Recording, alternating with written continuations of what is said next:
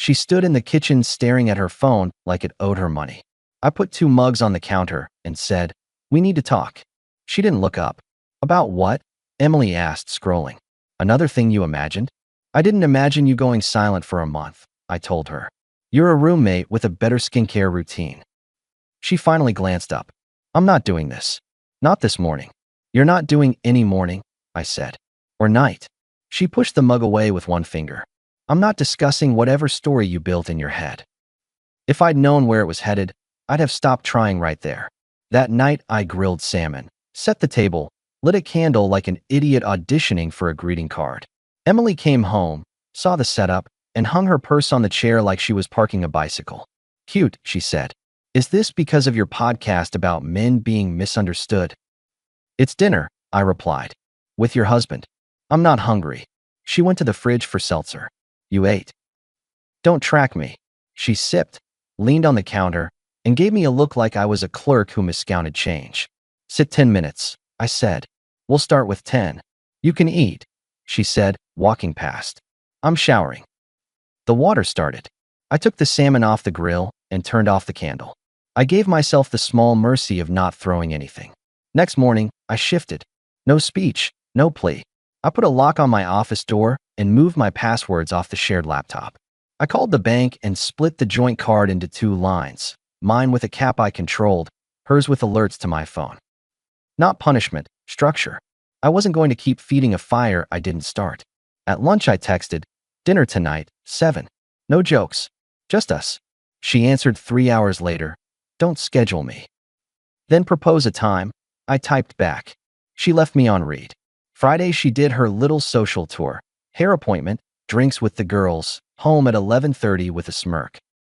"How was it?" I asked from the couch. "Fun," she said, kicking off her heels. "You wouldn't like the place." "You have me confused with a golden retriever," I said. "I like places." "Okay," she replied, bag on her arm. "Good talk." I stood. "This weekend we're clearing the air. Saturday morning. Non-negotiable." She laughed. "You put that on my calendar? Am I your employee now?" "You can treat me like staff if you want," I said, "but I'm not going to act like staff. Stop making everything heavy." She checked her phone. "I'm tired." Saturday morning, I made eggs and put 2 plates on the table like some rookie trying to win a game with breakfast. She came down in a sweatshirt, hair up, eyes at half-mast. "Sit," I said, sliding a plate to her. "This is theatrical," she replied, but she sat. "I'm asking for respect," I told her. "Baseline. Talk to me. If there's a problem, name it. If you checked out, say it. I can carry a lot, but I'm not carrying you."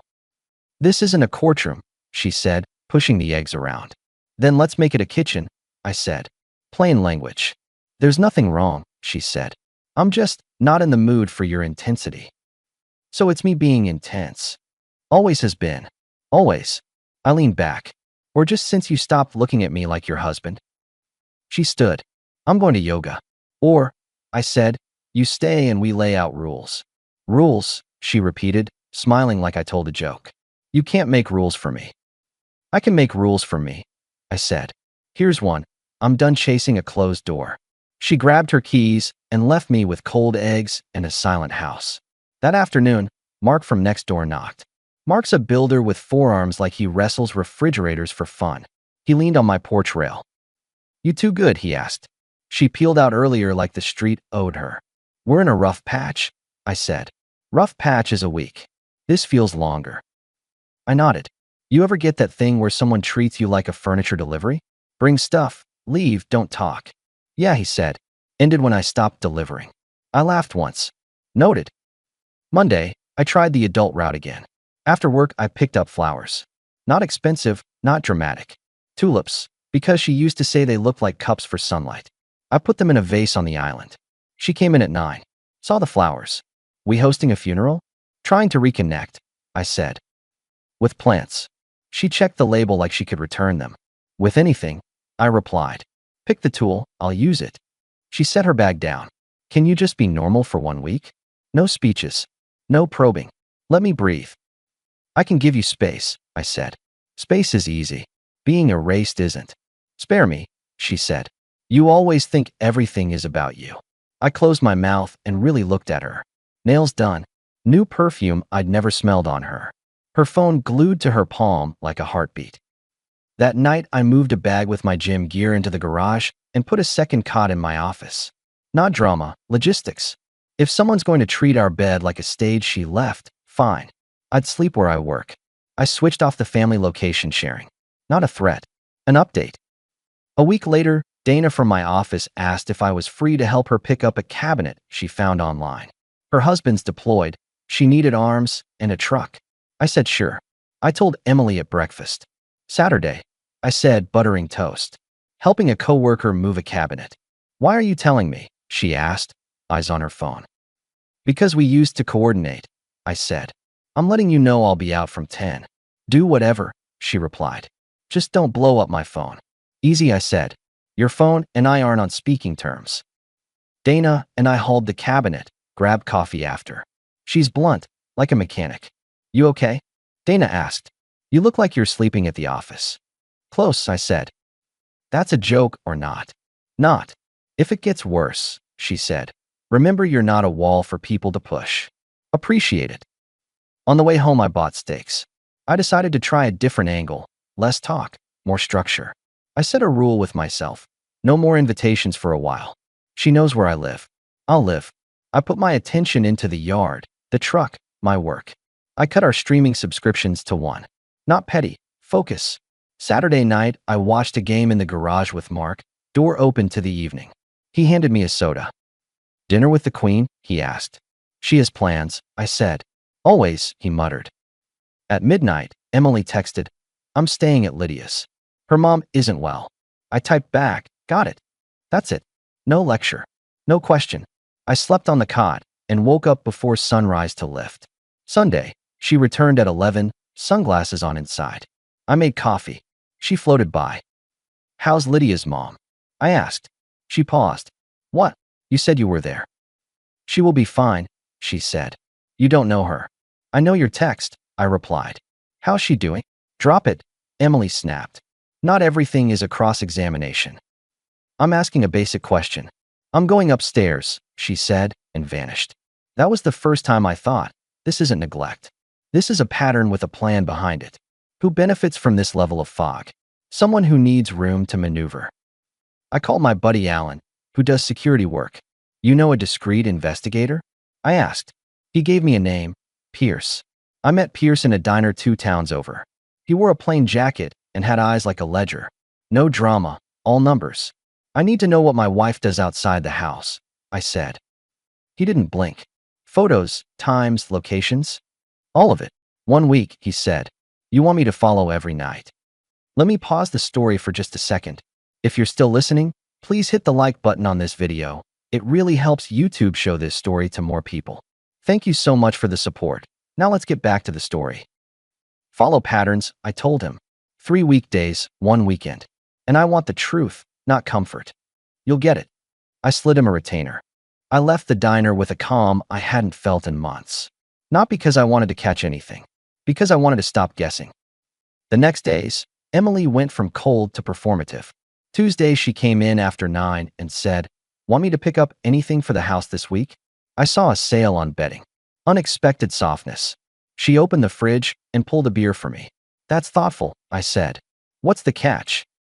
She smiled. No catch. I'm just trying. Trying what? I asked.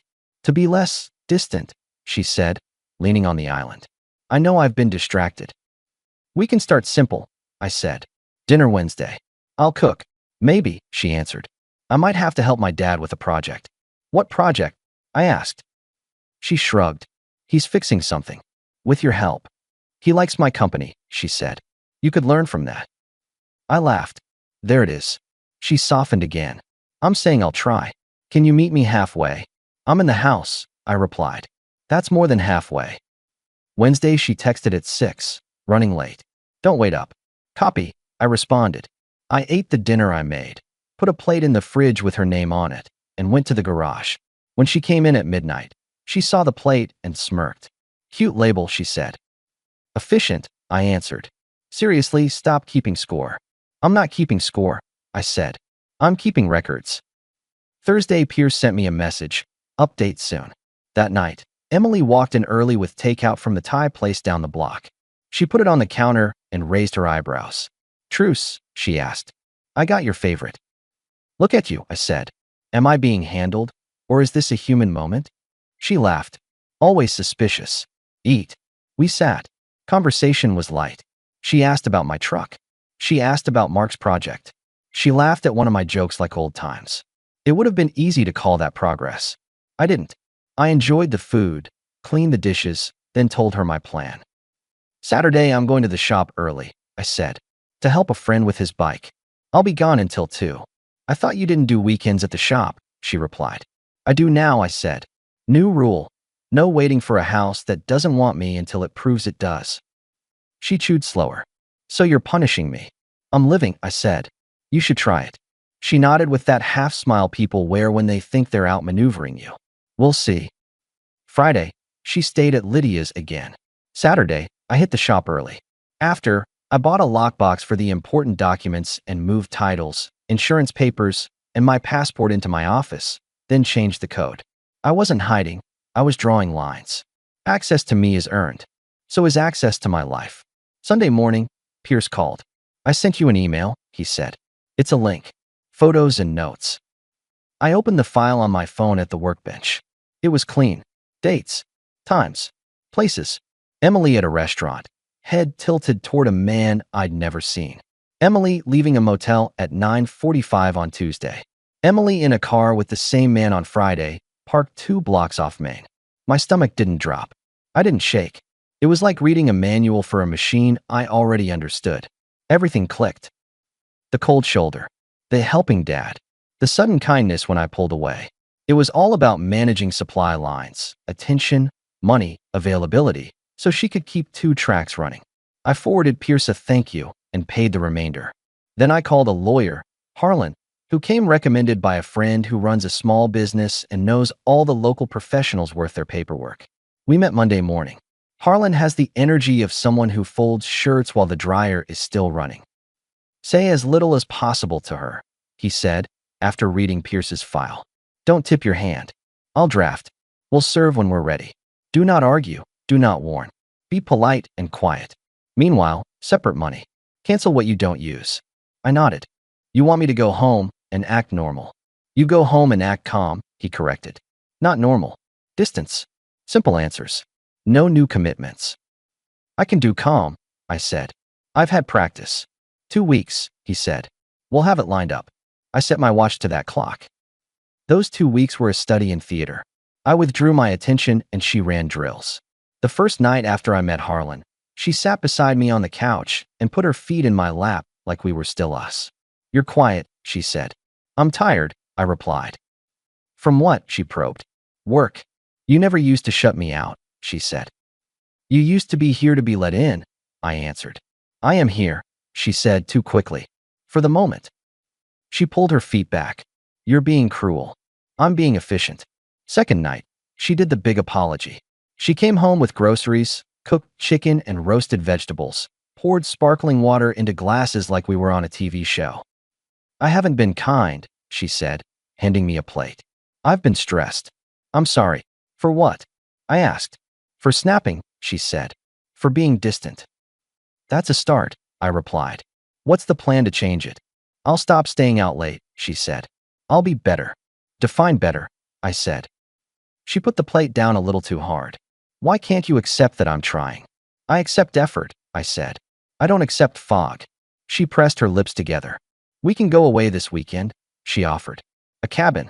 Just us. I'm busy, I replied. Shop work. Since when? Since now. Third night, she pivoted to offense. You've checked out, she accused. Don't gaslight me. I raised an eyebrow. You want to use words you found on the internet, or you want to tell me what your problem is? My problem, she shot back, is a husband who sulks. I don't sulk, I said. I adjust. Watch closely. She rolled her eyes. You're impossible. Or finally consistent, I said. Over those days, I cut shared expenses to essentials. I moved my paycheck into my own account.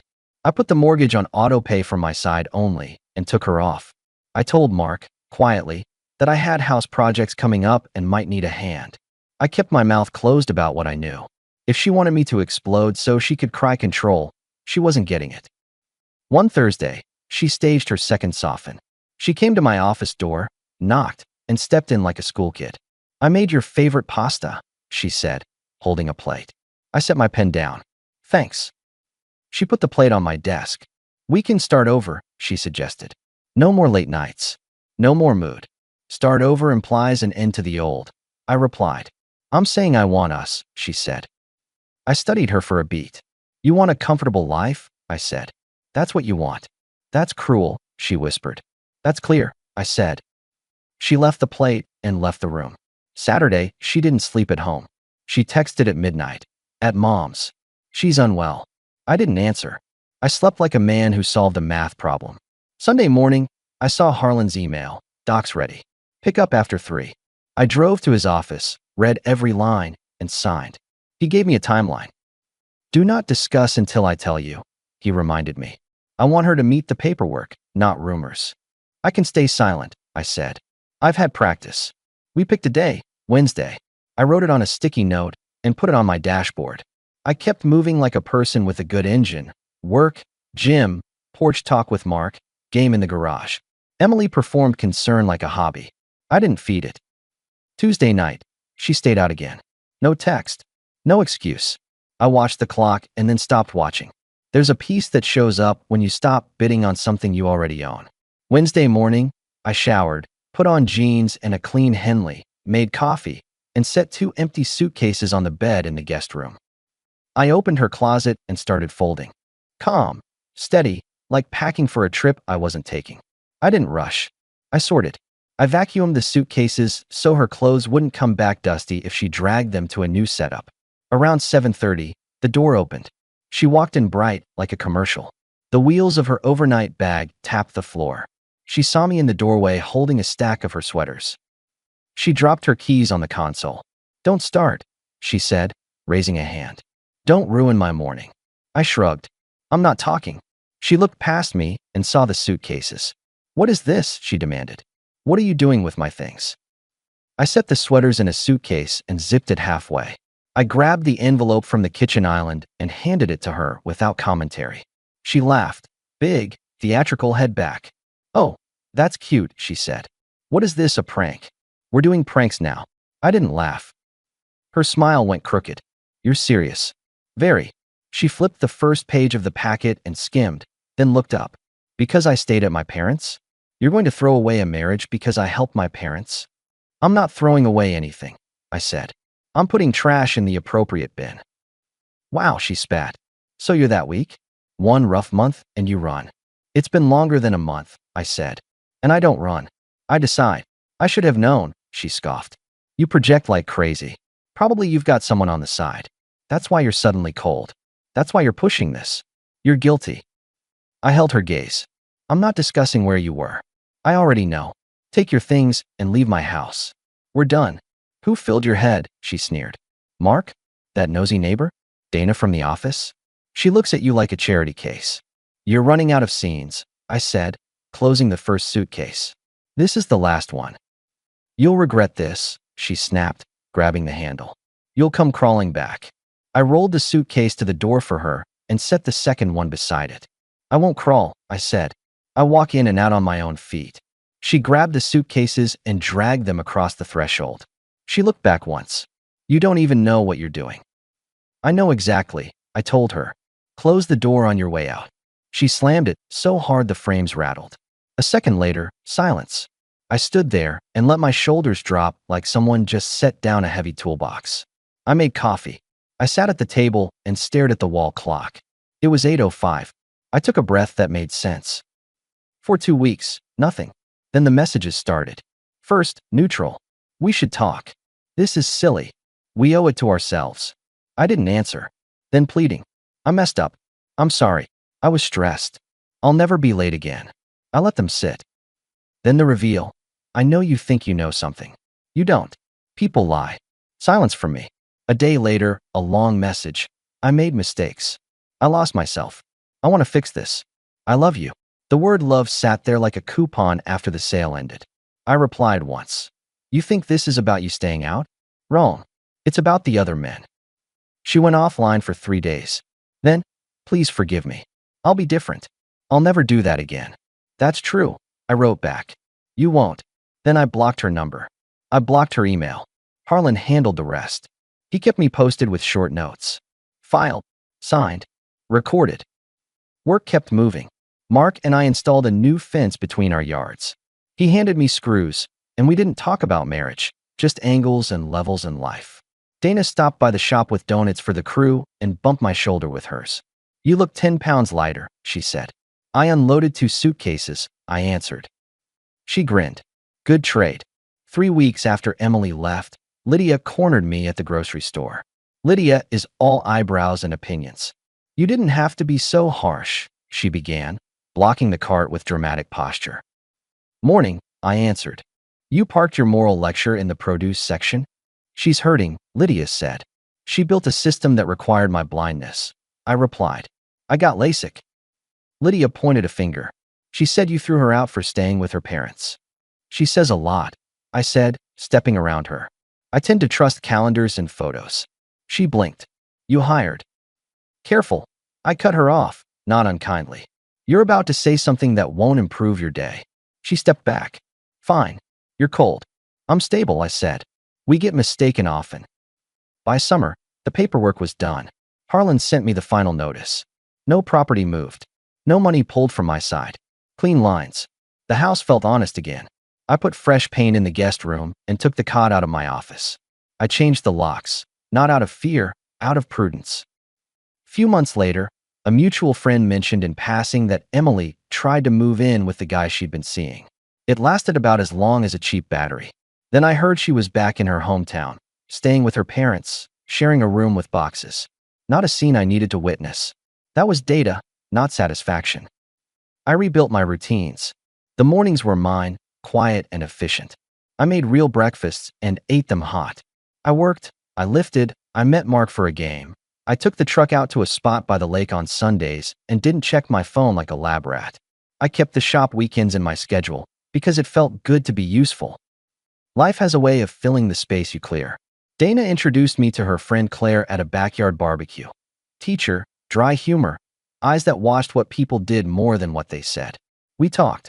We didn't promise anything. We laughed once at the same moment and didn't force it. At the end of the night, she said, "You're steady." I learned, I said. From a class or the hard way? She asked.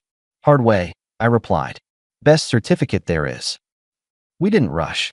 We grabbed coffee on a Saturday, walked around the farmer's market, traded stories at a pace that didn't demand oxygen tanks. She asked 0 questions about Emily. I volunteered nothing. I had nothing to prove. One evening, months later, I was in the garage changing the oil, country radio low, door open to the street. Mark leaned on the frame. You ever hear from her? He asked. Nope, I said. Good. Yeah. He took a sip from his bottle of water. You did it right, he said. I did it late, I answered. But I did it. He nodded. You didn't throw a fit. You changed the locks. Best I could do, I said. He grinned. Next cookouts at my place. Bring that new steady laugh of yours, and whoever puts it there. Claire, I asked.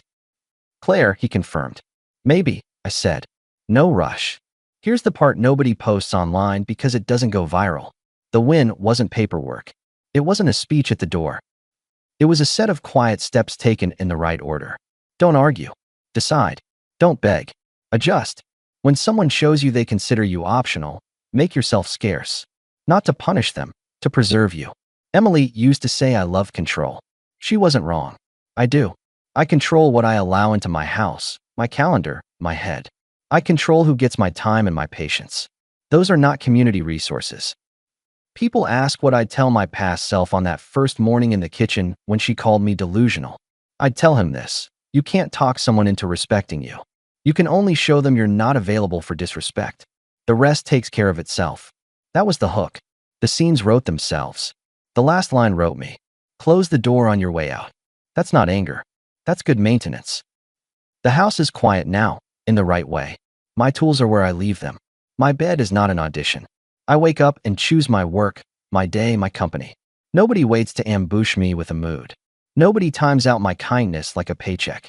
And no, I never saw Emily again. We traded signatures, not speeches. Her messages stopped when the blocked list did its job and her audience closed. If you're waiting for a twist where I missed the chaos, save your breath. What I missed was myself. I fixed that. Now, when Claire laughs at one of my drier-than-dust lines and I pretend I wasn't trying, I can hear the difference. I'm not chasing warmth. I'm standing next to it. If it leaves, I still have mine. The last time I drove past the motel from Pierce's report, I didn't slow down. I wasn't tempted to haunt a place where I once lost an illusion. Illusions don't pay rent. Boundaries do. So that's my story. If it sounds cold, that's because it's clear. I did the math, paid the bill, and left the table without flipping it. Emily lost control, comfort, and status, the three pillars of her plan. I gained sleep, space, and peace. That's not romance. That's adulthood.